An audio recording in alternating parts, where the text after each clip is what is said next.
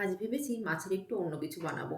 মানে ওই পাকোড়া বা বড়া টাইপের কোনো কিছু। আসলে রেগুলার ঝোল করি তো, ছেলে মেয়ে ওরা তো দুইজনই ছোট, ওদের হয়তো ভালো লাগে না ওটা খেতে বেশি।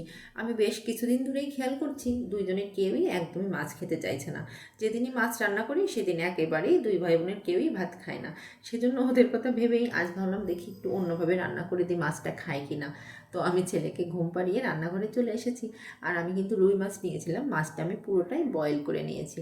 আর সাথে বাইন্ডিংয়ের জন্য একটু আলুও দিয়েছি, আর রেগুলার মশলা যেগুলো, অল্প পেঁয়াজ, একটু রসুন, আর বাইন্ডিংয়ের জন্য আমি চালের গুঁড়াও দিয়েছি, আর হলুদ লবণ স্বাদ মতো। অনেকটা মাছই দেখলাম যে আমি সিদ্ধ করেছি, সেজন্য না আমি দুই ভাগ করে নিলাম, কারণ ছেলে মেয়েরা তো খেতে পারবে না। ওদেরটাই আমি ঝাল দিলামই না টোটালি, আর আমাদেরটাই একটু কাঁচামরিচ কুচিয়ে দিলাম। তো যার জন্য এত কষ্ট করা, দেখি এখন সে খায় কিনা। আসলে আমার ছেলেটা না একটু চুজি আছে খাওয়ার ব্যাপারে। মানুষ দেখতে ছোট কিন্তু খাওয়া দাওয়ার হ্যাবিট তার একদমই বড়দের মতো।